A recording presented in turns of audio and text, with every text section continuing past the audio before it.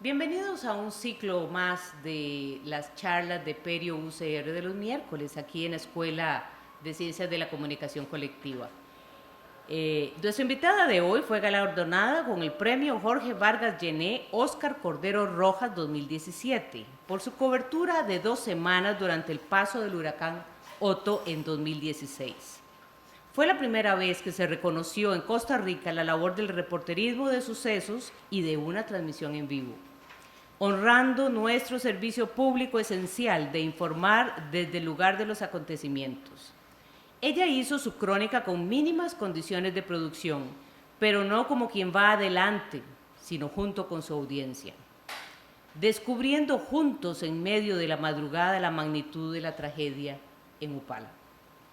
Demos la bienvenida con un cordial aplauso a la licenciada Natalia García, quien es además profesora de periodismo. Bienvenida, Natalia. Gracias.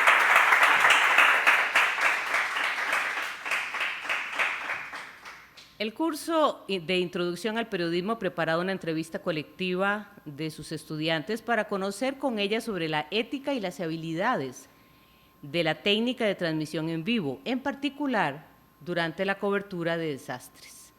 Vamos primero a escuchar el fallo del jurado del Vargas Llené 2017.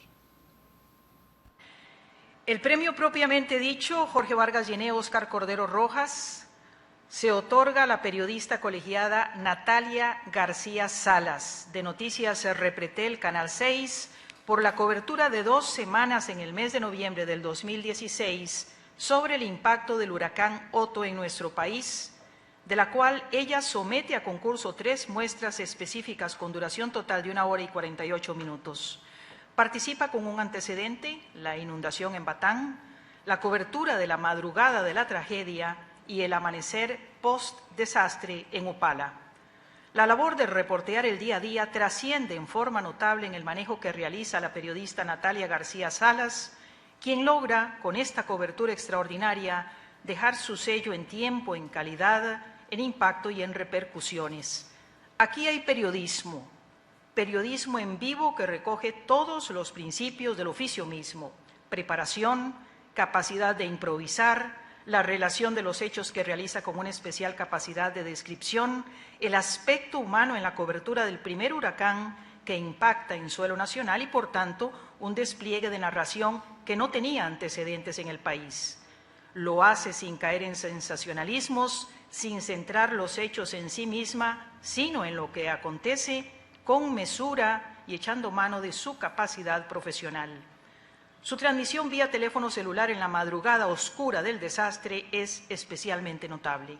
Natalia García Salas tiene la habilidad de llegar a los afectados con mesura y naturalidad, ofreciéndole a la opinión pública los testimonios desgarradores o de denuncia. Esto hará, como derivación, que las lecciones aprendidas tras un desastre lleguen al poder político e institucional y coadyuven en los protocolos a aplicar en los casos en que a futuro pudiera haber amenaza para el país. Se nota que hubo un manejo previo de información preparatoria, aparte de la observación y la narración, y esto igualmente constituye la aplicación de principios fundamentales de alerta temprana y exposición de los eventos en casos de desastre.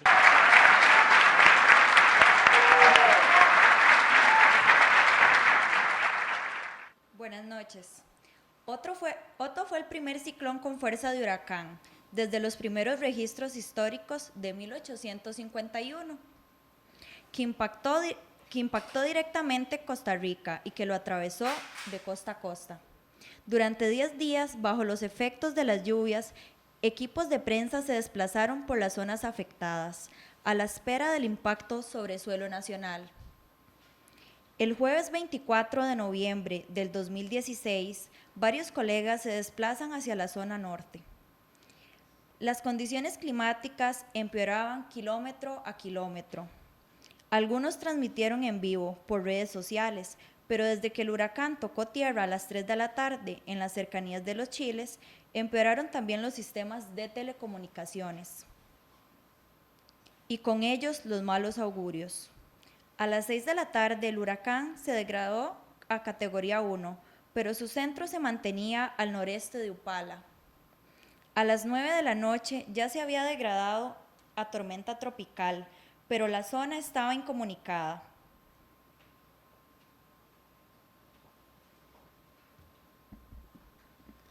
Los angustiados ticos del resto del país nos preguntábamos qué había pasado en Upala. Poco a poco, la prensa fue interrumpiendo transmisiones por falta de comunicación. Una reportera y su equipo lograron avanzar con los cuerpos de rescate y con las imágenes y la voz de Natalia García vía celular. El país comprobó esa madrugada los peores presagios. Fueron 6 horas de pesadilla para las víctimas de la zona norte, que dejaron como saldo un total de 10 fallecidos, 10.000 afectados en 461 poblados, 16.000 hogares y 2.700 kilómetros dañados, 23 comunidades aisladas y perdidas por 106.000 millones de colones, según el informe de la Comisión Nacional de Emergencias.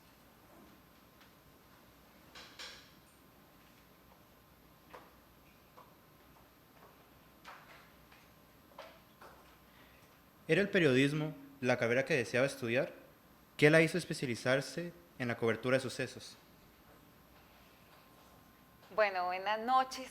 De verdad que es un verdadero placer para mí estar hoy con ustedes. Es la primera vez que estoy en la UCR dando una conferencia de uno de los momentos más importantes de mi carrera profesional, después de 20 años de estar ejerciendo y de haber estado sentada donde ustedes están sentados ahora, escuchando a muchísimos profesionales más. ¿Cuál es tu nombre? Aarón. Aarón. Con la pregunta de Aarón les cuento que no, yo no quería estudiar periodismo. Yo quería ser o enfermera o actriz de teatro o cualquier otra cosa que no fuera periodismo, no era una de mis finalidades. Pero siempre me caractericé por tener valga la redundancia, un carácter muy fuerte en el colegio. Y tenía una rivalidad muy fuerte con una compañera. No sé si alguno de ustedes pasó alguna vez algo así. Y éramos tan parecidas en nuestra forma de ser que chocábamos. Chocábamos muchísimo, pero era porque éramos iguales. Recuerdo que llegó la Universidad Internacional de las Américas a darnos una charla y de decirnos con bombos y platillos que iban a abrir la carrera de periodismo. Era la primera vez que iban a dar eso en esa universidad y nos pintaron de maravilla el panorama. Y ella decidió que quería estudiar periodismo y yo dije, si ella va a estudiar periodismo, yo también. Y por eso matriculé periodismo. Al final de cuentas ella no lo matriculó, yo sí. Ella se hizo terapeuta física y ahora vive en otro continente, en Dubái, y le va súper bien de la vida. Somos muy amigas ahora, de hecho las mejores amigas, vean las cosas de la vida. Y ella fue realmente la que me empujó a darme cuenta de que esta era mi pasión. Yo siento que ella fue solamente el canal para hacerme llegar hasta donde tenía que llegar, a donde Dios tenía premeditado que yo estuviera, que era el periodismo. Mi contacto con sucesos fue desde el día 1 que empecé a trabajar como periodista. Yo soy de la generación del año 2000, ya voy a cumplir, bueno, tengo 19 años de carrera, vamos para los próximos 20. Y mi primer contacto, como les digo, siempre fue con sucesos porque yo empecé a trabajar como práctica en el Poder Judicial, en la oficina de prensa del Poder Judicial. Entonces ahí está implícito el suceso pues, de por sí, ¿verdad? Ya mucha noticia judicial, mucha nota roja, policial, agentes del OIJ para arriba y para abajo, jueces para arriba y para abajo, entonces ustedes entenderán que ya estaba muy relacionada. Además, el gremio de periodistas que llegaba a la oficina era la escuela vieja del periodismo sucesero, ¿verdad? Un Graving Moya, un Rodolfo González, cuando todavía reporteaba, Dani González, el mismo Fabricio Alvarado también estaba, Jerry Alfaro, quien es ahora el director de Repretel. Entonces yo me crié con esa escuela, en las que había muy pocas mujeres, en realidad éramos como 4 o 5, estaba Irene Vizcaíno en La Nación, estaba Hilda González, también en Al Día, estaba una Paola Hernández, que ahora es la directora de La Extra, también era compañera mía, estaba Helen Zúñiga, que trabaja en la prensa libre, y yo. Esas eran, no sé, las únicas mujeres en un grupo muy grande de hombres. Fue difícil porque en el lugar donde yo trabajaba era de muy pocos medios, pero también aprendí muchísimo porque cuando uno trabaja con las uñas le da más valor a lo que está haciendo, ¿verdad? Cuesta más luchar contra medios grandes. Y la lucha del suceso como tal era muy complicada con cadenas muy, muy grandes. Entonces las coberturas eran mucho más complicadas, eran mucho más lentas, eran mucho más pequeñas y me enamoré, simplemente me enamoré del suceso. ¿Ha sentido alguna vez discriminación de género por parte de colegas y fuentes en la cobertura de sucesos? ¿Y tu nombre es? Adrián. Adrián. Sí, Adrián. Lo he sentido y todavía se siente. A nuestro país le falta muchísimo en la lucha de género. En el campo de los sucesos, como le estamos diciendo, y probablemente en el de deportes es otro de los que más se siente, ¿verdad? La lucha de la mujer por ocupar un espacio. Creo que en los sucesos nos hemos abierto más y precisamente por el camino de las mujeres que les mencioné antes, que poco a poco hemos estado haciendo huella en la historia sucesera de nuestro país, pero sí, muchísimas veces de las fuentes, es decir, el hecho de ser mujer, el hecho de tener figura, de tener atractivo, de tener, no sé, gustos diferentes, los hombres creen que eso es una forma de poder conseguir algo más de la figura del periodista. Entonces, sí, en muchas ocasiones les puedo mencionar con agentes del organismo de investigación judicial que se acercaban a uno para sacar algo más que solamente a cambio por información, jueces, magistrados, es decir, la lista puede ser muy grande de que hombres intenten algo con alguna periodista femenina para conseguir o para que esa periodista pueda conseguir la información que está buscando. Nunca se puede decir a ciencia cierta si alguna de las mujeres que desgraciadamente tuvimos oportunidad de vivir alguna de esas experiencias tuvo que aceptar por conseguir alguna exclusiva o alguna información. Yo no conozco a ninguna, creo que todas nos logramos colocar en nuestro lugar por lo que somos, pero sí, definitivamente falta mucho, es una lucha constante y sí ocurrió en muchísimas ocasiones durante estos 20 años. Bueno, buenas noches, Natalia. Buenas noches. Yo soy Alejandro. Un placer, Alejandro. Y mi pregunta sería si recibiste en tu universidad o en los medios en que has trabajado capacitación sobre técnicas para realizar transmisiones en vivo. Me van a creer que no. Es muy doloroso, pero lo que yo sé, lo sé por la calle. Y es lo que ustedes van a aprender en la calle. De hecho, la iniciativa de su profesora Ani Pérez de querer darles esta charla es precisamente eso. Porque cuando uno está en la calle siempre dice, ¿por qué no me enseñaron esto en la universidad? Porque yo nunca lo aprendí. ¿Qué les costaba decirme realmente cómo son las cosas? No todo es teoría, señores. No todo es teoría. Y ahora que yo soy profesora, trato de enseñarles o inculcarles mucho eso a mis alumnos. En la calle las cosas son diferentes a lo que le enseñan a ustedes en 4 paredes en una universidad. La realidad está afuera. Y no tuve preparación en la universidad para una cobertura en vivo, no tuve preparación ni siquiera en los medios de comunicación en los que estuve, tanto en escritos, en radio, en televisión, porque he trabajado en los 3, para alguna cobertura en vivo. Lo he aprendido y creo que ya cuando uno con los años lo va haciendo, le va agarrando el gusto, ¿verdad? Y le va agarrando la maña y va sacando uno ahí el colmillo poco a poco y se va haciendo mañoso precisamente en eso. Pero no me lo enseñaron, lo aprendí y vieras que si a mí me lo hubieran enseñado hubiera estado tan agradecida porque me hubiera evitado muchísimos dolores de cabeza al principio, penas, errores éticos, errores profesionales que cometí como cualquier otra persona cuando está iniciando en algo que no tiene ni idea de lo que está haciendo. Buenas noches, Natalia, yo Hola. soy Alejandro Chández. Bienvenido, Alejandro. Gracias. ¿Cuáles 3 máximas recomiendo tomar en cuenta para realizar una transmisión en vivo profesional? ¿Cuál es qué? 3 máximas. Recomiendo para hacer una transmisión en vivo profesional. Yo creo que lo primero es, recuerden que ustedes no son los protagonistas. A veces se comete mucho el error y ustedes lo pueden ver en las transmisiones en vivo de las noticias que actualmente salen. Cuando el periodista pierde la objetividad y se convierte en el protagonista. Nosotros no somos los protagonistas, nosotros somos solo el canal para informar al resto de personas que nos están viendo, nos están siguiendo. Segundo, recordar también que nosotros somos eso, un canal, y nosotros necesitamos transmitir de la manera más clara, veraz, concreta y directa para quien nos esté siguiendo.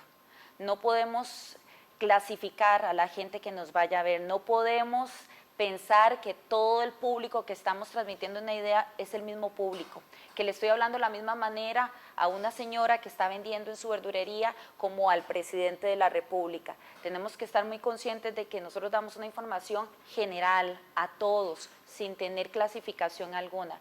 Y lo tercero es informarse, estar previamente informado. Nadie debe hacer una transmisión en vivo sin antes haber tenido por lo menos algún tipo de lectura o de análisis previo de la cobertura que se va a realizar, aunque sea un suceso de última hora, muchachos, aunque sea eso. Gracias a Dios ahora ustedes cuentan con la tecnología en su mano, en cuestión de segundos la tienen ahí, pueden buscar antecedentes en un 2x3, antes no. Antes nosotros nos la jugábamos con un beeper, si acaso, en los tiempos de Viper, o con un escáner, que era un radiecito como los que andan los policías, que nosotros estábamos así. Antes se manejaba, ahora ustedes tienen todo en la mano, utilícenlo, aprovechenlo y háganlo de manera ética y responsable siempre. Hola, yo Hola. soy Alexa. Mi pregunta es que antes de ir a Upala estaba cubriendo inundaciones en Batán. Sí. ¿Cómo opera la logística antes cuando se sale a cubrir un desastre y qué implementos tiene siempre a mano? Ay, me encanta esa pregunta porque no existe la logística. En ese momento, al inicio, todo tiene un plan, ¿verdad? Y más en un medio de comunicación. En este caso, yo trabajaba en Noticias Repretel, por lo menos para el tema de Otto. Y recuerdo que al principio, no sé si algunos estuvieron siguiendo la noticia, creo que todos ya estaban bastante grandes para poderlas haber visto, Otto iba a entrar por Limón. Entonces estábamos preparados de que entrara por Limón, entonces la distribución de equipos se hizo hacia la zona atlántica totalmente. Entonces yo me fui para Batán y me fui pensando en que yo iba a Batán, cubría 2 días y volví a mi casa. El día antes mi hija había hecho la primera comunión, entonces yo salí el lunes muy tranquila en la mañana con mi bolsito, el cual siempre tenía en la par, siempre, porque soy su cesera y hasta en el carro ando un bolso de emergencia. Con ropa interior extra, un par, otro jeans, 2 camisas, polo, maquillaje y no sé, implementos de limpieza personal o de aseo personal. Y me fui con eso nada más.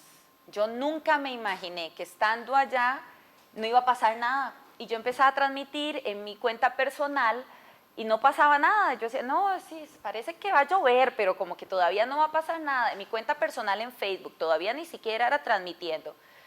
Cuando se salió el dique en Estrada, me trasladaron hacia la zona y yo fui a las inundaciones. Ahí realmente había ocurrido algo muy fuerte. Un dique se dio, una cabeza de agua del río que estaba ahí, se llevó una comunidad completa que se llama Estrada, en la zona de Limón, que es una comunidad de personas que vienen a las bananeras a trabajar. Entonces, de una posición socioeconómica muy, muy baja, entonces entiéndase en que en una casa vivían hasta 15 personas, ¿verdad?, de 2, 3 cuartos. Entonces, cuando yo llego ahí, la gente ya está en un albergue, las casas las había arrastrado del río por lo menos 25 metros completas, así armadas de la fuerza del río, había subido más de 2 o 3 metros el agua, la gente se subía a los techos y demás. Entonces, cuando yo hice esa transmisión ahí específicamente, era un ejemplo de lo que el presidente de ese entonces, don Luis Guillermo Solís, estaba haciendo un llamado a la prevención. Recuerdan que él hacía muchas cadenas de, en serio, Otto va a hacer algo muy grande, por favor salgan de sus casas, no se arriesguen, saquen a su familia y demás. Y entonces yo hice un llamado de atención en las redes, precisamente de que eso era un ejemplo de lo que podía ocurrir. No sabíamos todavía que iba a atacar la zona norte de esa manera. La noche en que Otto entra fue muy fuerte para mí y para mi equipo, no pudimos dormir, porque sonaba horrible, de verdad, ustedes no tienen idea, el mar como sonaba, la lluvia, era muy fuerte y aparte de eso uno ya estaba como esperando, ¿verdad?, que en cualquier momento llegara otro, entonces era muchísimo más tenso el tema, pero cuando ya estábamos ahí nos dijeron, no, ahí ya no va a pasar nada, váyase para Delta, Costa Rica, que eso es allá, ¿verdad?, casi que en la frontera, nos fuimos para Delta, Costa Rica. Y ahí sí ya habíamos visto caída de árboles, casas destruidas, gente con el agua por la cintura y demás. Entonces hicimos varias coberturas ahí. Nos tocó bajarnos con machete al camarógrafo y a mí a quebrar un árbol porque no teníamos paso y teníamos que salir para transmitir y no podíamos. Entonces era muy dramático, ¿verdad? Tratar de quitar las ramas y no podíamos. Llegó un muchacho con una sierra y bueno, ahí todos ayudándonos. Logramos salir y transmitir. En ese momento empiezan a salir los audios de Otto, de Upala. de la gente pidiendo ayuda, de que una cabeza de agua se había llevado a una muchacha con su bebita en brazos, que se había desaparecido un vehículo, que se habían ido no sé cuántas personas, en fin. Los audios eran muy fuertes y recuerdo que estábamos transmitiendo ahí junto a Alberto Cuadra, otro compañero periodista, y yo le dije a mi equipo, sin permiso, para que vean que es que no existe una logística, sin permiso alguno, yo le dije a ellos, móntense en el carro y nos vamos para Upala. Y ellos me volvieron a ver, que son los que salen en unas fotografías ahí, Riguito y Chalo, ellos me volvieron a decir, Nata, ¿estás segura? Y yo, móntense y vamos, chiquillos, yo andaba nada más con unas botas que obviamente no hay que perder el glamour, ¿verdad? Mis botas eran de cuadritos negros con blanco, muy lindas, porque el hecho de que ande en botas no significa que uno no pueda llevar su piqui, ¿verdad? Mis botas, la ropa que ya había usado, porque ya no tenía ropa limpia, recuerden que yo llevaba 2 mudas y yo llevaba 2 días ya en Limón. Y al final de cuentas, cuando íbamos de camino nos llamaron, que dónde estábamos, que no fuéramos, y yo, no hombre, ya vamos llegando casi a la zona donde íbamos a hacer el contacto con las autoridades que entraron a Upala.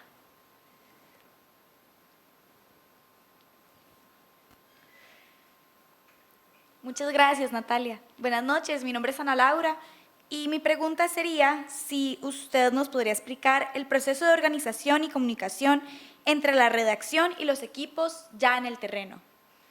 Es complicada porque cuando uno, en mi caso específicamente, yo entré sola a Upala como tal, fui el único medio de comunicación que logró entrar con transmisión en vivo, Ana Laura, entonces en el canal ya habían distribuido los equipos en ciertas zonas, entonces había contacto directo por radio, había directo contacto con la móvil y yo lo único que tenía era mi teléfono y mi teléfono lo estaba usando para transmitir. De hecho, les voy a confesar que Ani, su profesora, fue una de las personas que yo más voy a recordar porque cuando yo empecé a transmitir, ella me mandó un mensaje y me dijo, Nati, póngalo público porque solamente lo estamos viendo quienes somos sus amigos y no abierto. Y yo dije, mira, sí es cierto, y puse la transmisión pública. Entonces, ella también tiene muchísimo de por qué fui galardonada al final de cuentas. Es mucho de ella también, y yo a Ani eso le recuerdo muchísimo.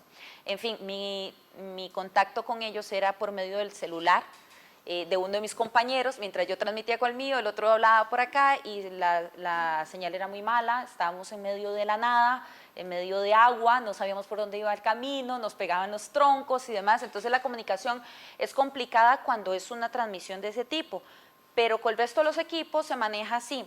En la redacción existe un jefe de producción o un productor de noticiero y él es el que tiene el contacto directo con los equipos, camarógrafos y asistentes. Los periodistas tenemos contacto directo con el jefe de información y ellos dos como cabezas siempre se comunican. Entonces, si necesitaban algo, una transmisión, que dónde está Cuadra, que Cuadra está en la Comisión Nacional de Emergencia, ok, vamos con él mientras volvemos con Natalia a ver si tiene señal, vamos con otro que está en el meteorológico, vamos con el otro que está en Limón Centro. Entonces, jugaban con esos equipos mientras lograban comunicación conmigo, que era la que estaba en la madrugada pegada todo el rato. Gracias, doña Natalia. ¿Y en qué momento de su traslado sintió que se enfrentaba a un desastre natural de esa magnitud? Nunca estuve preparada para lo que iba a ver. De hecho, la adrenalina es la peor enemiga de un sucesero porque lo engaña a uno. Y yo realmente hice cosas que no debía haber hecho y que ahora lo pienso. Nosotros nos arriesgamos a irnos detrás de un carro de bomberos pequeño. Y si él entraba, yo le dije a mis compañeros, nosotros entramos también y nos fuimos detrás en una calle, como les digo, que no se veía nada. El agua nos llegaba a las puertas, los troncos pegaban, las culebras pasaban así encima de la tapa del carro y demás. No podíamos bajarnos porque se nos metía el agua de todos modos por los pies. Entonces yo le decía, usted no frene, no pare el carro porque si no nos quedamos aquí nos lleva la corriente. El carro se nos coleaba y no sabíamos si íbamos en la calle o íbamos en las laderas, porque el camino es una calle como con unas zanjas para ir a las fincas, entonces ustedes no sabían por dónde porque el río era completo, o sea, la calle era un río.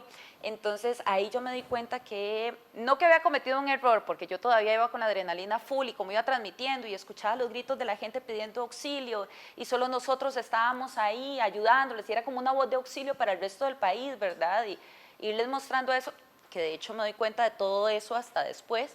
Creo que ese fue el error que cometí, Ana Laura, de haber arriesgado mi equipo de esa manera.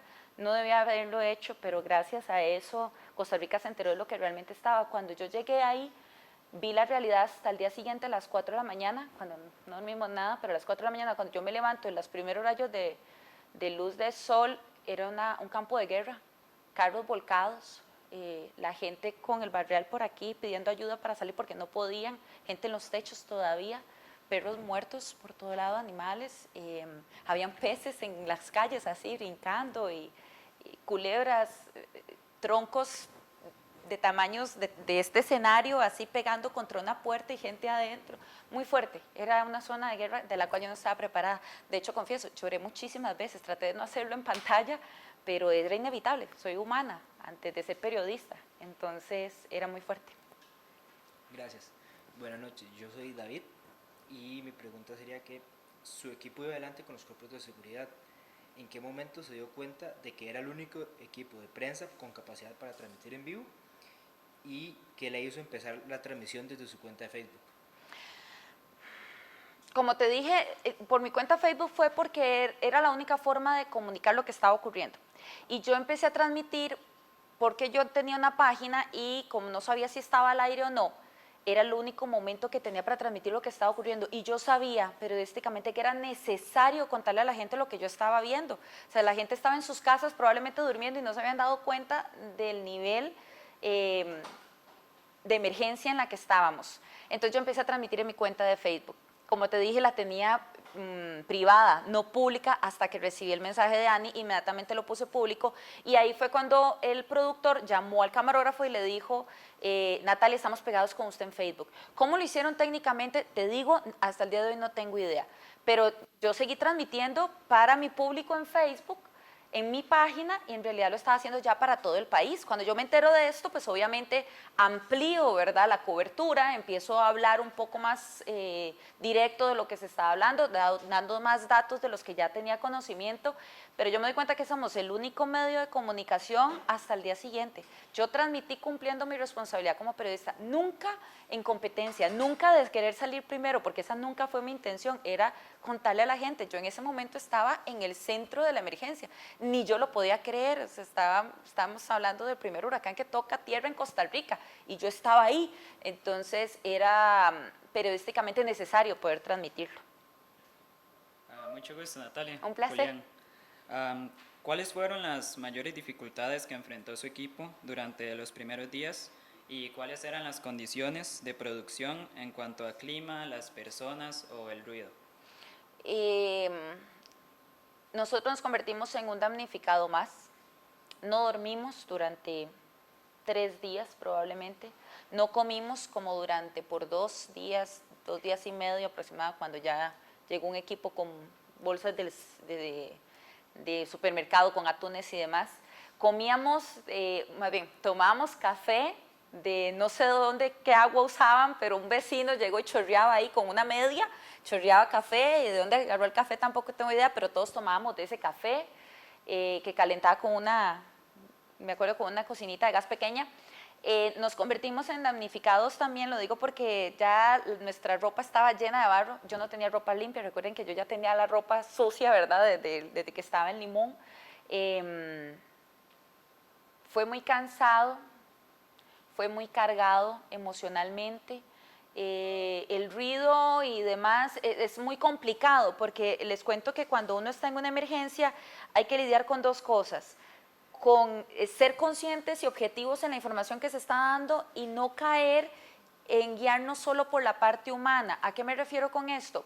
En que la gente estaba desesperada por ayuda, ¿verdad? Y porque estaban asustados de lo que estaba ocurriendo. Obviamente entró agua a su casa, destruyó su casa por completo, necesitaban ayuda del gobierno, pedían a gritos que le buscaran familiares, pedían a gritos ropa, pedían a gritos comida, pero yo no podía caer en la desesperación de ellos. Yo tenía que mantenerme siempre muy coherente con lo que estaba transmitiendo. Y tampoco podía caer en la cobertura institucional, de solamente decir lo que, bueno, sí, estamos trabajando, ya van a ir a limpiar las calles, y transmitirles a ellos tranquilidad que ni siquiera yo estaba sintiendo, porque yo estaba ahí. Entonces yo podía vivir los 2 puntos.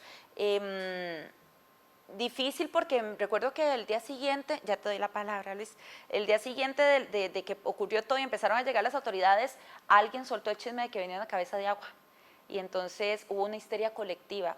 no les puedo explicar el temor que yo sentí en esa histeria colectiva, porque eso se transmite, como les digo, yo estaban con todos los damnificados y la gente gritaba, lloraba, se me pegaban a la ropa y me la jalaban y lloraba, y me decía, dígame que no nos vamos a morir, ¿qué iba a hacer yo, muchachos? ¿Entienden? ¿Verdad? El miedo que yo ya tenía como humano y que tenía que mantenerme sobria frente a la cámara para no transmitir eso que estaba pasando ahí. Entonces, la transmisión sí se volvía o se tornaba un poco complicada en algunas ocasiones, pero de no caer de uno de los dos lados, ¿verdad? Sino de mantenerme siempre al margen objetiva. Buenas noches, Natalia. Buenas noches. En una transmisión en vivo es muy importante elegir las palabras correctas y mantener una actitud profesional. ¿Cómo formular las preguntas con la empatía necesaria para que los afectados se sientan en confianza de compartir sus experiencias? Yo creo que eso se trae, Luis, la empatía. Y si no, se puede trabajar en construirla, pero eso tiene que venir muy desde el fondo. No es lo mismo que yo llegue limpio y desde el carro le grite a alguien, ¿y qué, señora, usted qué? ¿Cómo le fue? No es lo mismo a que yo me baje, me ponga a la altura de la señora. Si ella está en una silla, yo no tengo por qué entrevistarla desde arriba. Yo me agacho, me lleno de barro, no importa, con tal de que ella sienta que estoy a su nivel para poder formular la pregunta. Y pensando siempre en formular una pregunta que yo querría que me hicieran a mí en unas circunstancias como esas. El cómo se siente, ¿verdad? Es una pregunta que nos tienen prohibidísimos a los periodistas, ¿verdad? Nunca digo cómo se siente porque si está llorando es porque se siente mal. Está bien, no se hace. Pero entonces usted tiene que sentir empatía por la persona que acaba de perder su casa, acaba de perder a su familia, le acaban de arrebatar a su bebé de 6 meses de edad de los brazos y no la encuentran con su mamá. Usted no puede llegar a decirle, tranquilo, esa persona no está tranquila, no se sienta mal. Esa persona se va a sentir mal, entonces es un poco complicado, pero yo creo que las palabras fluyen cuando usted deja de lado lo cuadrado de periodístico y se convierte en humano también. Entonces, esa unión de ser periodista humano, que es el periodismo social, que yo tengo muy claro que ustedes aquí lo van a llevar y lo van a explorar bastante, el periodismo social te da mucho ese énfasis de no caer en ser frío, de no caer en ser calificativo con algunas cosas y en hacer entrevistas muchísimo más cálidas. Buenas noches, Natalia. Mi nombre es Sofía. Hola, Sofía. La colega Lucía Pineda de 100% Noticias la felicitó por su cobertura equilibrada de los migrantes nicaragüenses en la zona. ¿De qué manera puede un reportero evitar caer en el amarillismo durante un evento de esa naturaleza que sin duda abona la competencia por el rating? ¿Le ordenaron alguna vez que sostuviera desde San José, aunque no tuviera información, solo para sostener audiencia? En otra cobertura, decís, esa última pregunta. No, en la misma. O sea, durante el mismo evento. Sí, claro. Sí, la verdad es que sí. Yo no voy a mentir porque uno trabaja para un jefe, ¿verdad? Y evidentemente los medios de comunicación en jefatura sí compiten por rating, pero uno como periodista no siente eso porque usted no está pendiente de ese rating tan famoso que ellos pelean. Entonces, con el tema de Lucía, cuando Lucía me entrevistó y me agradeció eso que vos estás diciendo, yo nunca vi ahí colores de banderas, yo nunca vi ahí ningún tipo, no vi géneros, yo veía personas que estaban sufriendo, personas que estaban pasando por un momento crítico. Entonces, Upala, en su mayoría, por no decir que un 40% de su población es migrante nicaragüense, recordemos que está a la par de la frontera, ¿verdad? Entonces, la relación de nicaragüenses con Costa Rica en la zona era muy fuerte y yo también me convertí en un canal de información para Nicaragua, porque había muchos familiares que estaban acá y que estaban ellos pendientes también de la emergencia. Sí me dijeron en muchas ocasiones que sostuviera para mantener el rating, pero yo no sabía que era para mantener el rating, yo sabía que era porque la gente estaba interesada y se estaba pegando para informarse, no por algo del rating. Yo lo hacía por mi trabajo de seguir informando y si me pedían quédese es porque a la gente le interesó más y quiere saber más qué es lo que está ocurriendo. Buenas noches, Natalia. Buenas noches. Mi nombre es Susan. Hola, Susan. Una de sus transmisiones se volvió símbolo para el arranque de la campaña nacional de recolección de fondos para Upala. Pero en ello usted también pidió a los pobladores aceptar la evacuación. Realizó esa transmisión con supervisión de expertos en desastres para no caer en creación de pánico en los residentes.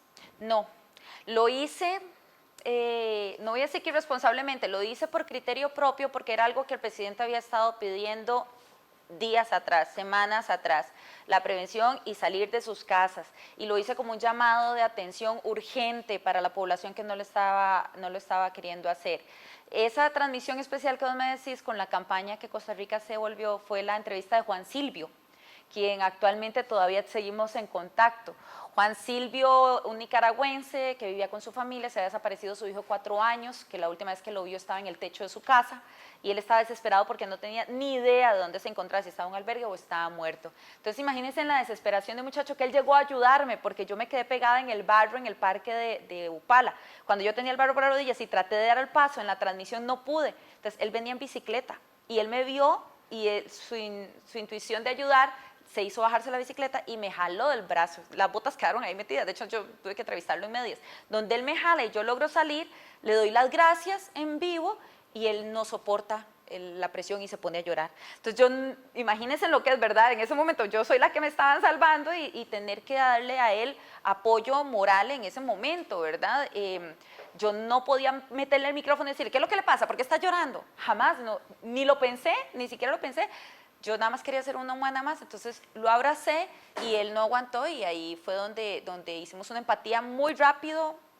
Costa Rica empatizó muchísimo con él, ¿verdad? Yo creo que todos reconocen o recuerdan a Juan Silvio y gracias a Juan Silvio se recogió muchísimo dinero que actualmente todavía se está trabajando para poder reconstruir varias zonas que se siguen afectadas por el huracán Otto. Pero a lo que venía con esto es que no hay que olvidar la parte humana, muchachos. A fin de cuentas, lo material se recupera y eso era el llamado que yo hacía.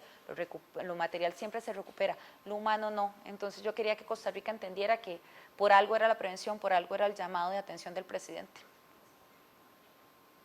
Buenas noches. Buenas noches. Mi nombre es Juan Pablo. Hola, Juan Pablo. Teniendo en cuenta la presión a su alrededor durante esas 2 semanas, ¿podría describir el proceso de multitasking para procesar la información recibida desde redacción? ¿Y cómo priorizar las preguntas que brinden información relevante? Es muy complicado porque a mí en esta transmisión específicamente, no igual con Nate, con Otto se me dio libertad. Entonces yo podía organizar mis transmisiones como yo quisiera. Yo sabía dónde había más dolor, yo sabía dónde había más emergencia, dónde había más necesidad, porque yo era la que estaba en la zona. En San José no tenían ni idea de lo que yo estaba viviendo aquí. Entonces, a mí me dieron libertad absoluta. Eso no pasa. Siempre cuando uno tiene una transmisión, usted tiene un control por parte de la dirección. Haga esto, no diga esto, no se enfoque en esto, vaya a tal lado, nos interesa a tal lado. Pero ahí me dijeron, Natalia, Upala es suyo. Entonces, yo tuve transmisiones desde las 5 de la mañana hasta las 11 de la mañana, luego a las 12 hasta las 5, luego a las 6 hasta las 11, y así era transcurridamente. A veces hacía transmisiones hasta de 45 minutos sin un solo corte y yo hablando, entonces yo quedé afónica al final, ¿verdad? Pero yo tenía el poder periodístico porque yo era la que estaba en la zona, solo yo sabía cómo se manejaba. Aquí se encargaron de la parte institucional en San José. Yo nunca supe cuáles eran los montos económicos, cuáles eran los puentes que se estaban arreglando. Yo no sabía si había más personas en otras zonas afectadas. Yo solo me enfoqué en el área donde yo estaba, que era muy grande. Entonces, digamos que yo no tuve ninguna restricción o limitante para poder transmitir mi trabajo de allá. Gracias. Yo soy Adrián nuevamente. Hola, Adrián. ¿Qué tan difícil fue contactar y que las autoridades locales, nacionales y de rescate dieran información pública sobre las afectaciones sufridas en la zona y presupuestos destinados al rescate o a la reconstrucción? Vieras que es muy complicado porque, como te digo, yo no viví esa parte mientras estuve allá las 2 semanas. Cuando yo regreso a San José, obviamente esa parte estaba cubierta por otros colegas que ya habían estado día y noche en la Comisión Nacional de Emergencias, que es la entidad encargada, ¿verdad?, de canalizar toda la ayuda por todo lado. Es la organización, es la cabeza de todo lo que se maneja en una emergencia de este tipo natural. Cuando yo ya regreso a San José, me voy como una semana de vacaciones y que me la dan ahí en el canal, y al volver necesitaba el informe oficial de qué era lo que había ocurrido, ¿verdad? ¿Qué fue lo que realmente pasó, los gastos que me estás diciendo y cuánto se había juntado y demás? Eso es un proceso que se da después. Cuando hay una transmisión, se tienen que dividir en varios puntos. La primera es la emergencia como tal, cuando se hace una transmisión en vivo. Los problemas que vengan después o o de emergencias rápidas como esas reconstrucciones de puentes, problemas en vías, pérdida de vidas, recolección de recursos y demás. Y la tercera es el proceso, ¿verdad? ¿Cuándo se va a utilizar el dinero recogido? ¿Cómo va a volver a surgir el lugar? Entonces, la noticia puede durar hasta 2 años. Si ustedes lo notan, Otto duró casi 2 años en pura noticias de Otto, ¿verdad? Y hasta el día de hoy sigue siendo noticia porque no han logrado cumplir con el sueño de devolverles una casa a muchas personas que todavía la necesitan. Entonces, cuando yo regreso a San José, me toca 2 semanas después ir a la Comisión Nacional de Emergencias y solicitar el informe oficial, que era de quien actualmente es mi esposo, y él era el que estaba allá en Upala, que yo ni lo conocía, y él estuvo también esas 2 semanas allá. Entonces, luego de que él me dio el informe, yo ya pude, pues obviamente, procesar la siguiente parte de esa transmisiones en vivo, ¿verdad? Que es como la parte final, que es la que todavía se está trabajando. Gracias, Natalia. Yo soy David otra vez. La pregunta es, ¿cómo fue el detrás de cámaras en el proceso cotidiano de trabajo en el equipo? Y cómo se enfrentan las necesidades cotidianas en esas circunstancias, y si cómo es la dinámica de la relación con colegas de otros medios en esas circunstancias. Okay, yo sé que a ustedes les venden, o ustedes tienen la idea de que entre colegas de otros medios siempre hay una rivalidad. Eso no es cierto. Eso existe solo para la gente que no está detrás. Pero nosotros en una cobertura somos todos de los mismos. Nos ayudamos. Si alguno necesita un apoyo, se ayuda. Que a uno se le fue la tarjeta y no puede grabar, yo te presto la mía. Que cómo se llama aquel que entrevistaste para entrevistarlo yo. Toma, este es el número. Hay una amistad detrás de cámaras. En Otto, mi equipo, gracias a Dios, era un asistente y un camarógrafo. Los 2 son camarógrafos, pero uno de ellos iba como asistente y fue muy estrecha. Yo los quiero muchísimo. Ahorita somos muy amigos, ¿verdad? Bueno, en realidad, gracias a Dios, tengo muy buena relación con todos en el equipo de Noticias Repretel, del cual ya no soy parte. Pero si dormía uno, dormíamos todos. Si no dormía uno, no dormía ninguno.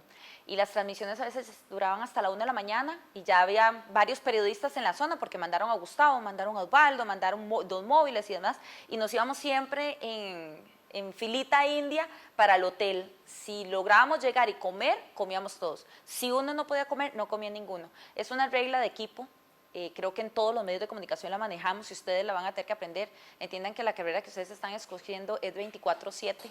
No se acaba, no se duerme, no se come muchas veces y vayan acostumbrándose a eso. Entonces, el trabajo en equipo se convierte tanto en una familia que se trabaja mejor. Tuvimos nuestros propios pleitos, ¿verdad? Como todo, ¿verdad? Vámonos por aquí, no, pero es que mejor vámonos allá, que no, que grabe esto, que no, que vea que la hora. Pleitos de trabajo muy básicos, pero en realidad la vida cotidiana era, comíamos de lo que nos regalaran, tomábamos del café que hacía el señor de la esquina, dormíamos en el carro, o en el pollito o en la esquina donde se pudiera, por lo menos mientras ya nos podíamos acomodar con el hotel y demás. Alexa, nuevamente, mi segunda pregunta es, ¿qué elementos debe tener en cuenta los reporteros en zona de peligro? Y en los medios en los que ha trabajado en cobertura de sucesos, ¿ha estado protegida por seguros de vida o riesgo profesional o atención médica psicológica? Ninguno de las 3 cosas, en ninguno de todos los medios que he estado. El seguro normal que ustedes pagan es lo que cubren.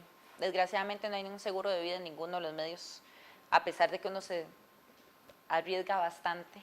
Recuerdo que para la transmisión de Nate, no específicamente de Otto, estaba transmitiendo en un puente que se estaba cayendo y se empezó a ir la calle detrás mío. Yo no me di cuenta hasta que una muchacha empezó a gritar, entonces yo salí corriendo y entonces me decían que qué arriesgada. Uno tiene que limitarse, muchachos, tiene que cuidarse, pero es que cuando uno es sucesero es muy necio y trata de meterse siempre en el ojo del huracán, pero sí tiene que cuidarse porque no hay un resguardo por parte de la empresa. La empresa obviamente te va a cubrir como seguro normal, pero no hay ninguna cobertura extra.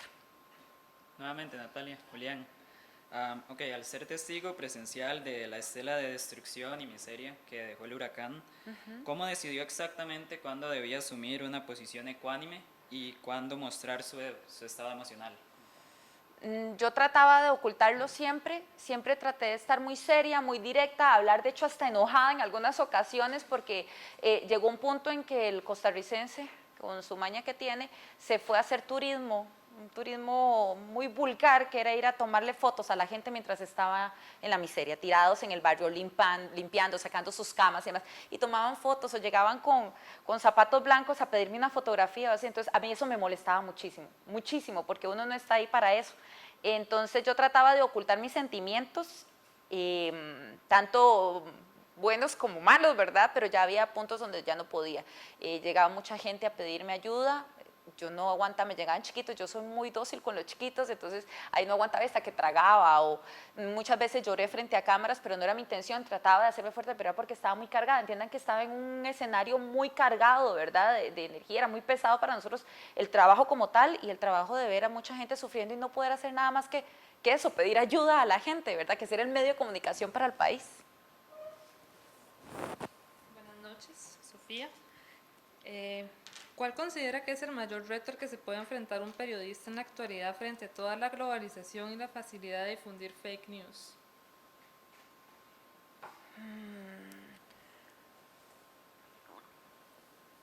Hay que tener mucho cuidado cuando uno habla de eso porque se hace más popular ahora las fake news que antes, ¿verdad? Y ustedes ven, ahora más bien cuesta mucho determinar si es o no es una fake news.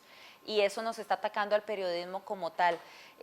Yo creo que lo principal es lo que le dije antes, la preparación previa, informarse. Si usted no está seguro de algo, mejor no lo diga. Si usted quiere tomar algún criterio, no lo haga. No es un periodismo de opinión, al menos no el que se está haciendo en una cobertura. Trate de ser ético siempre, pensar en que sus palabras tienen mucho poder para la gente que las está escuchando, porque es la forma en la que se están enterando. Entonces lo que ustedes digan se lo van a creer. Entonces es un peso muy fuerte, es un poder que tenemos los periodistas muy fuerte que hay que cuidar y que hay que respetar. Y yo creo que lo principal es eso, informarse previamente y no ser uno la fuente. Si usted no tiene claridad de algo, pregunte, aunque parezca necio, aunque parezca la pregunta más tonta que ustedes sientan que están haciendo, pregunte, porque van a dudar un minuto, pero no para el resto de sus vidas después de la pregunta. Bueno, Natalia, Alejandro, ¿qué consejos le daría usted a los estudiantes que están comenzando esta carrera?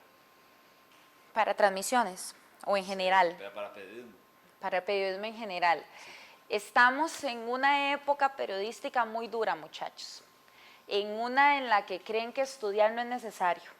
Y es que una cosa es ser comunicador y otra cosa es simplemente querer dar su opinión. Son dos cosas diferentes. Sigan luchando por conseguir un título, porque nosotros estudiamos para eso, nos preparamos, somos profesionales en comunicación y por eso es que nos titulan. No caigan en el error de ver a alguien con un teléfono y que transmite y que ya eso es un periodista. Por favor, no lo hagan. Nosotros nos preparamos, hay muchísimo en el periodismo para que podamos aprovechar, y a mí me duele mucho la guía que se está tomando ahorita actualmente los estudiantes, y lo veo con los míos, no conocen nada de la actualidad. Infórmense, los periodistas sabemos de todo, entiendan que hablamos tanto de deportes como de sucesos, como de espectáculos, que tengan un tema de conversación siempre, no se centren en un solo área, porque ahorita estamos hablando de que yo soy sucesera por haber cubierto eso, pero no, resulta que en una emergencia nacional hasta el político, hasta el de deportes, hasta la de espectáculos se pone las botas y tiene que transmitir. ¿Por qué? Porque es periodista. Entonces no olvidemos el poder que tenemos, no olvidemos que la gente espera lo mejor de nosotros y no evitemos tampoco señalar a la gente que nos está dejando en mal. Defendamos ese periodismo por el que estamos luchando, por el cual ustedes están sentados aquí en una de las mejores escuelas de periodismo del país. Defiéndanlo, estúdienlo, prepárense, saquen muchas cosas. Yo después de viejita ya saqué mi licenciatura, voy por una maestría, estoy estudiando una segunda carrera, soy profesora. Entonces hay un camino por delante, nunca dejen que minimicen nuestra carrera, luchen y sean mejores que el que está a la par, mejor que el que está enseñándole a usted, sean mejores siempre. Gracias, Natalia. ¿Qué la motivó a presentar su trabajo para el premio Jorge Vargas Llené Óscar Castro 2017? ¿Tiene un significado para el periodismo que haya sido el primero en una transmisión en vivo? Tiene un significado, más allá que fuera una transmisión en vivo, tiene un significado importante porque es el primer premio Vargas Llené que se le entrega a una sucesera. Entonces eso marcó la diferencia. Siempre habían sido trabajos de investigación, siempre habían trabajos políticos, económicos, pero un sucesero que siempre hemos sido señalados en el periodismo general, siempre nos señalan como que no somos un periodismo real, como que no tiene ninguna ciencia, que cualquiera puede ser sucesero, y no es cierto. Nosotros también nos preparamos para hacerlo. Y yo presenté el trabajo por presión de otros colegas, de que lo hiciera. Dudé, y de hecho lo presenté como 1 hora y media antes de que cerraran las urnas, que eso tiene meses, ¿verdad?, para entregarlo. Yo dije, no, no lo voy a presentar, no lo voy a presentar, y me llevó un compañero y me dijo, lo presenta porque lo presenta, y yo, bueno, está bien, y entonces lo presenté, y cuando yo recibí la llamada de que había ganado, bueno, fue una alegría, ¿verdad?, increíble, porque no solo por ser una mujer que estaba ganando un Vargas Llené, que ya habían otras que lo habían hecho, sino que soy la primera sucesora en el país que lo hace de la manera en la que sucedió. Entonces, por dicha lo hice.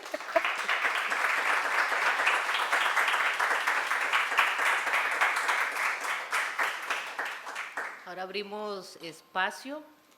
Los jóvenes de Introducción al Periodismo han preparado esta batería de preguntas. Dejaron, sin habla me dejaron. Sin habla a Natalia. ¿Alguien más del público tiene alguna pregunta que hacer? Tenemos un compañero acá con el micrófono.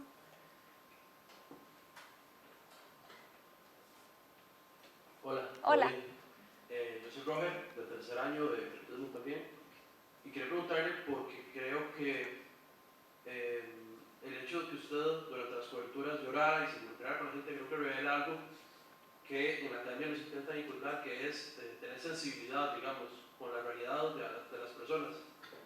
Eso creo que, lejos de verlo como algo negativo, yo lo veo como algo positivo porque refleja eso, la sensibilidad que tiene como periodista. Pero para muchos también es como una lucha. Ahora, ¿usted cree que a lo largo de su carrera la cobertura de tantos desastres, de tantos acontecimientos, la han hecho sensibilizarse más, o al contrario, la cobertura de sucesos hacen que uno se vuelva quizás más duro? No sé qué tal ha sido su experiencia. Qué buena pregunta, porque vieras que yo no sé contestártela, y te soy lo más sincera. Cuando uno es sucesero cubre mucho accidente, digamos, diario, accidentes de tránsito, homicidios, agresiones, violaciones, y usted está tan cargado de cosas tan negativas que usted se vuelve insensible. Y no te voy a mentir, yo me vuelvo insensible. Para mí, el tema de que manden un video de una persona asesinando a otra, o del cuerpo de alguien, no sé, con heridas bastante notables, por no usar palabras más grotescas, a mí no me causa nada. Y yo perdí esa sensibilidad hace muchos años. Entendeme que yo tengo 20 años de ser sucesera, entonces recuerdo perfectamente mi primer muerto, por decirlo de alguna manera. Lloré muchísimo, vomité, pasé enferma y demás, pero después de eso uno como que va haciendo como una capa protectora para no evitarlo, porque si no pasaría llorando todos los días, y yo soy sumamente sensible.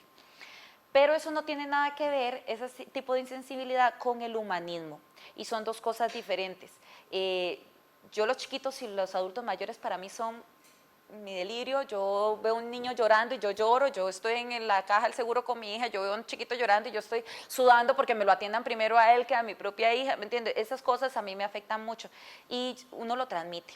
Yo no sé si ustedes son muy sensitivos, yo soy mucho de sentir a la gente cuando es muy buena, cuando es muy noble, cuando es así, ¿verdad?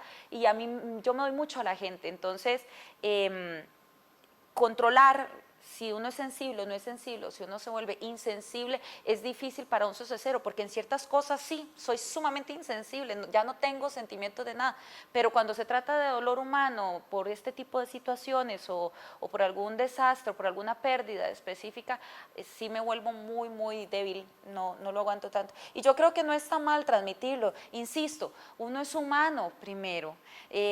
Yo recuerdo que tuve un problema con un profesor, porque yo le había contado una anécdota. Yo empecé a trabajar cuando todavía estaba terminando la carrera de la universidad, en el último curso, y recuerdo que cuando estaba cubriendo atropellaron a una adulta mayor en Desamparados, un bus, y yo iba pasando en ese momento. Entonces yo me bajé y se bajó el fotógrafo, y el fotógrafo empezó a tomar fotos. Yo olvidé que yo era periodista, porque todo el mundo estaba viendo, y yo lo que hice fue tirarme al suelo y tomarle la mano a la señora y decirle que yo no estaba sola. Esa señora, yo no sé si me escuchó o no me escuchó, pero ella cerró los ojitos y cuando llegaron ya ella se había muerto. Entonces quiere decir que ella murió estando ahí conmigo de la mano. Esa imagen a mí nunca se me va a olvidar. Hasta después llegó el fotógrafo y me dijo, ¿cómo se le ocurre? Usted tiene que ser periodista, me hubiera dejado, me echó a perder la foto. Y no, ¿me entiende? Entonces yo nunca pensé en eso, porque yo antes de ser periodista soy humana. Y eso creo que es una de las prioridades para mí siempre.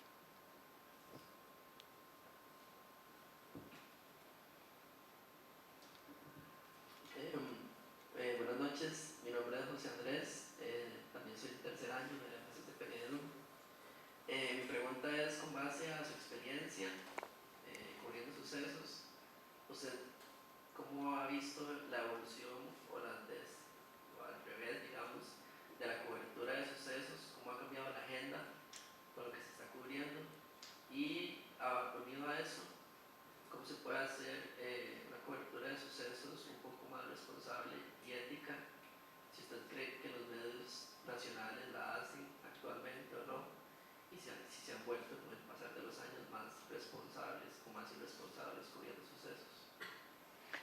Yo creo que cada medio tiene una línea editorial muy marcada y conocemos claramente cuáles son los que son, podríamos llamar sensacionalistas, amarillistas, rojos, y cuáles no, ¿verdad? Cuáles éticamente no lo hacen.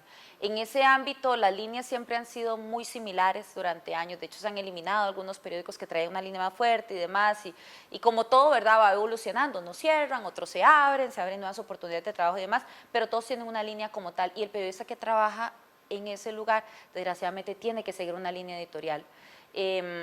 Está en el periodista qué tan ético quiere ser, y yo creo que eso viene en cada uno de nosotros, no lo impone el medio. Recuerden que el periodista es periodista, no se hace por un medio, el medio se hace por el periodista que tienen ahí.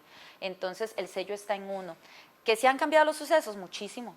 Muchísimo, la cobertura se ha hecho muchísimo más amplia. ¿Por qué? Porque antes nosotros no nos enterábamos de lo que pasaba en todo lado, ahora con el celular es un segundo que yo me doy cuenta que está pasando en Peñas Blancas, que está pasando en Paso Canoas y que está pasando en Cóbano. Antes yo para saber de esos lugares tenía que esperar horas o hasta un día para que me llegara la información y por parte de una fuente oficial, ¿verdad? Que en este caso serían las autoridades.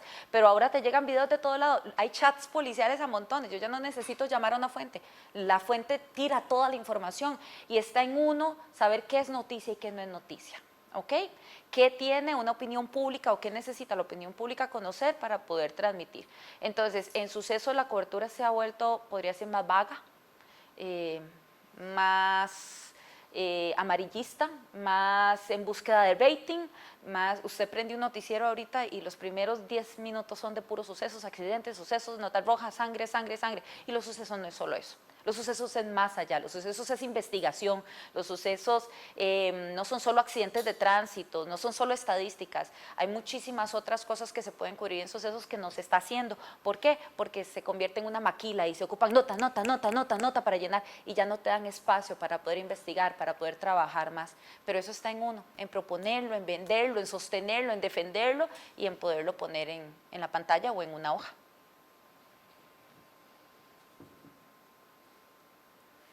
Buenas noches, Natalia. Mi nombre es José Adri.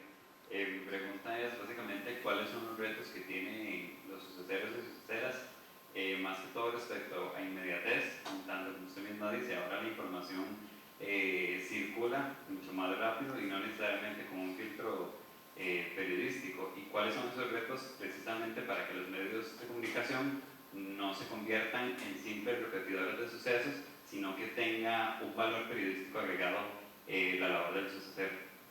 El reto creo que viene más allá de solo el periodista, eso es un trabajo integral como equipo informativo, eso tiene que venir desde la cabeza, de cambiar la línea que se ha estado manejando, de borrar ese tema del rating, de no importarle un número, sino calidad en la pantalla o en la producción que se haga o en la misma publicación. Tiene que ser un trabajo integral, no solamente del periodista de sucesos, porque el periodista de sucesos a fin de cuentas va a cubrir lo que el jefe le está indicando que cubra. Algunas cosas pueden ser muy necesarias cubrirlas, pero al jefe no le gusta, no le vende, no le da el rating, entonces lo elimina y eso no está bien. El reto más grande que tienen los periodistas suceseros actualmente es eso, la defensa de querer hacer investigaciones, de hacer un periodismo más de fondo. Dejamos de lado ese periodismo investigativo que es tan rico y tan importante en nuestro país. Ya no hay tiempo para investigar, ya no hay tiempo para buscar informaciones, ya no hay tiempo para exclusivas, cuando antes sí había muchísimo, porque como no estaba esa inmediatez de esos videos sin filtro, entonces usted tenía que buscar esas exclusivas, buscar información, buscar de las fuentes reales. Pero ahora todo es, saque ese video, llame a tal a ver si es cierto ese video. Hay videos, ve el problema de los videos y de toda la información que pasa en WhatsApp. Hay videos que duran hasta 3 años dando vueltas y te llegan y lo publican. Y no confirman por querer tener la inmediatez. Entonces caes en el error de no confirmar, de no buscar antecedentes, de no verificar con la fuente, de no buscar otros videos. Es decir, yo no estoy hablando de que los videos estén mal porque es una herramienta para utilizar, pero no solo el video no es la noticia, es qué viene detrás del video, qué puede ocurrir después, cuáles son los problemas que ejerce un video o el enfoque o la información que esté obteniéndose en ese video. Ese es el problema del sucesero ahora, que por estar debajo de un pie que ordena maquila de notas, no tenés chance de poder crecer. Y si uno no rompe eso, si uno no se da a gritar o no se hace escuchar su voz, entonces vamos a seguir bajando y bajando la calidad periodística. Y es lo que este país ahorita actualmente está viviendo. Periodistas de boletines, y ya no hay un periodismo investigativo, cuesta mucho, hay muy pocos programas y ya no queremos más ese periodista que no sale a reportear. Ya no quiero periodistas, quiero reporteros, y para mí un periodista real es el que estuvo en la calle reporteando. Esa es una gran máxima que nos deja Natalia García, Premio Vargas Llené 2017. Reporteros en la calle, buscando, identificando y reporteando, investigando la noticia. No más reporteros a partir de redes sociales. Es en la calle donde se hacen los reporteros. Y el reporterismo es la esencia del periodismo. El periodismo informativo es la esencia del periodismo. Les agradecemos mucho de parte de la Coordinación de Periodismo su asistencia a esta sesión del ciclo de charlas sobre temas profesionales de este segundo semestre de 2019. Muchas gracias a Natalia García por acompañarnos y muchas gracias a todos los que van a ver esta transmisión que fue planificada por los estudiantes de Introducción a la Comunicación para que tarde exactamente los minutos que está tardando. Lo lograron, muchachos. Felicidades. Muchas gracias. Un aplauso a Natalia.